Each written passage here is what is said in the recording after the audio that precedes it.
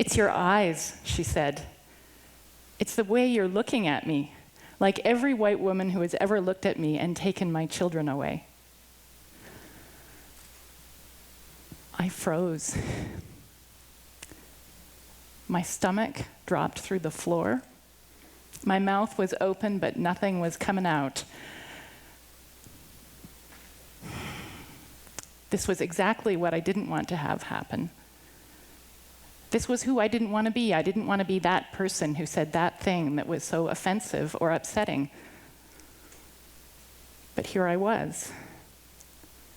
And even though my body was frozen, my brain went into overdrive, and it was churning up all the images of every embarrassing moment I'd ever had in front of people, and there are quite a few of them. Like the time when I was invited to a ceremony, and I arrived at the time I thought I was supposed to arrive, but when I walked into the room, everybody was already seated, and they just sort of looked at me when I came in, and I was taken aback, and I realized that I was one of the few white people in the room, and I was the only person standing, and I was so panicking that I looked out and I saw a chair over there that was empty, and I just kind of launched myself at it and thought, well, if I sit down, I'll feel more comfortable. Only, strangely, I didn't. And I was looking around and nobody was meeting my gaze. And then I realized that the chair that I was sitting in was kind of set apart from everybody else's chair. And then I realized that it was covered in blankets and nobody else's chair had blankets on it. So I kind of turned to the person who was closest to me and I asked her a question, and my suspicions were confirmed. Yes, the white woman was sitting in the elder's chair. I was horrified and embarrassed. And I didn't tell anybody that story for at least 2 years.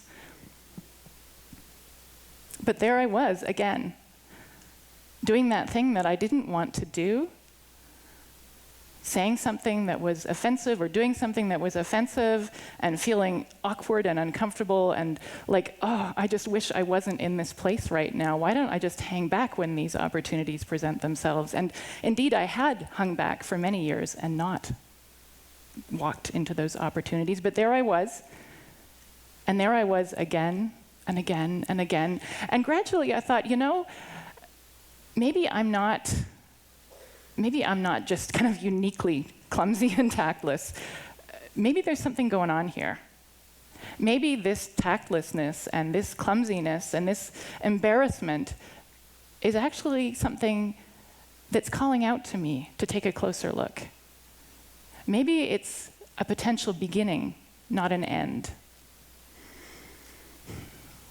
That woman who was so uncomfortable by the way I was looking at her, she took a huge risk in speaking her truth that day to me.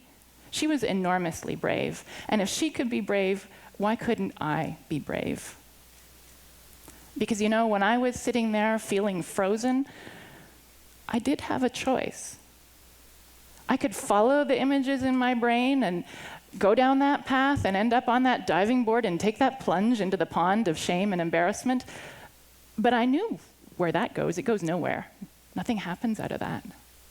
Or maybe I could still feel that embarrassment, but be a little lighter with it and maybe be a little more interested in how the other person was feeling than how I was feeling. And maybe I could even find the humor in the situation, because when I'd been sitting in that circle and I knew that I was sitting in the elder's chair and everybody else knew that I was sitting in the elder's chair and they knew that I knew, there were some chuckles in the room. There was some laughter. And I could have joined in with it.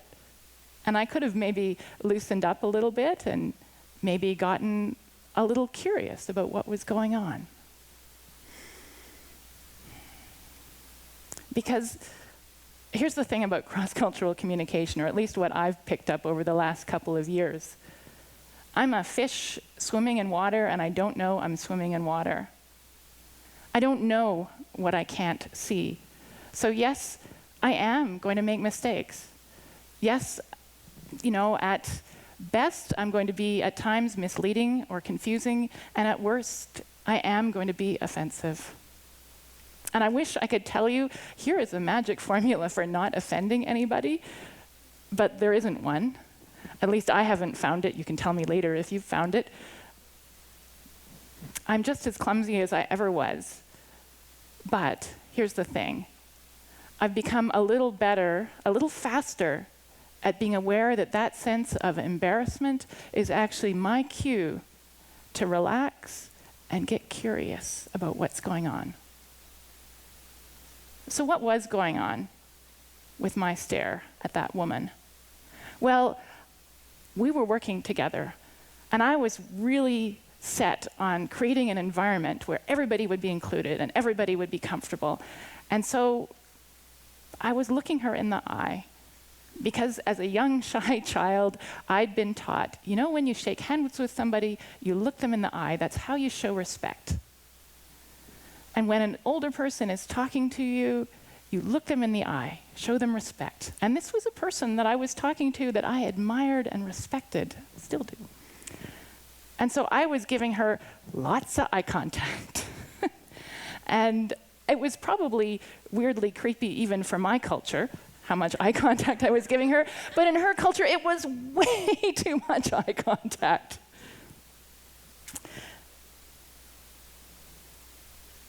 But we knew each other. We'd been working together for 3 months. And so we were able to talk about it and get somewhere and get curious about what was going on for each of us. And I think it's really important right now that we all get curious about each other. The Truth and Reconciliation Commission gave their final report this past June, and they made all sorts of recommendations. Recommendations for institutions like museums and archives and religions and government bodies and sports teams.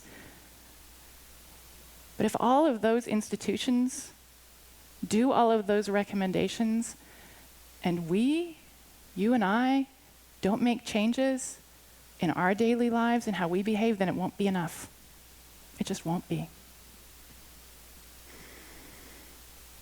I believe that social change is too important to leave to the politicians and the policymakers. Policy is important, but it's what happens in our daily lives that matters. It's who we talk to when we're going to the grocery store, when we're walking down the street, in our work, at the movie. It's who we talk to and how we talk to them. This is what's going to make the difference. This is what's going to elevate our social dialogue in Saskatoon so that we have a city we can be proud of. I was at a party not too long ago with my partner, and we'd been there for most of the evening, and all of a sudden, you know how you kind of circulate around sometimes, and my partner and I, and it ended up back together. And we were noticing that mostly from what we could see, the kind of whitish-skinned people were talking to the whitish-skinned people, and mostly, with a few exceptions, the people with more browner skin colors were the people talking to the people with more browner skin colors. And so my partner and I talked about this, and we reflected on our own patterns, because we were participating in that, and we decided, you know, why not try something different? So we kind of hatched a strategy, and we got up and we walked across the room and we went over to this other couple that we'd identified, and we introduced ourselves. And if it had been up to me, if I'd gotten the word in first, I probably would have said something after introducing ourselves with our names. I probably would have said something about, you know, how's your evening going? Or are you having a good time at the party? Or, you know, how's your fall? Just, you know, small talk kind of stuff to just kind of get us going and ease us in. But that's not what happened, because my partner spoke first. And he started to tell them about our conversation. He talked about, you know, what we'd seen and what we've been feeling, and he's more extroverted than I am, and what we decided. He even talked about why we picked them to go talk to, and I'm looking at him like, really? You're saying that? But it turned out to be the best of all possible introductions, because we weren't the only people who'd noticed what was going on. And there's something really powerful in naming what is happening. we had an entirely different conversation than if I'd started us off. And it was rich and deep, and it stays with me still. So if I've learned anything over the past couple years, it's that it's really easy to unintentionally push people away, especially if they're already feeling outside of the center of society, if they're already feeling pushed away. Really simple things like vocal tone and rate of speech and mannerisms, these all communicate things without our even being aware of it. And sometimes those communications unconsciously lead to assumptions, and those assumptions lead to further divisions. So we are all needed to make changes, whether we're Aboriginal or not, whether we arrived here several millennia ago, or our families are 200 years ago or 2 years ago. We are all needed. I learned something recently about bicycle wheels. Probably you all know this, but I thought somehow that a bicycle wheel was held in its shape by the spokes pushing out. But it turns out that the spokes pull in. The spokes hold everything in tension. That's how the shape is kept. This is my hope for our society, that we are able to develop the skills to pull everybody into the circle, and that we're able to hold the circle so that no one person or group is in the center, but we are all held in together so that everybody has equal access to resources, everybody is part of the conversation. And this is something that we can each do. So I invite you to consider yourself a spokesperson.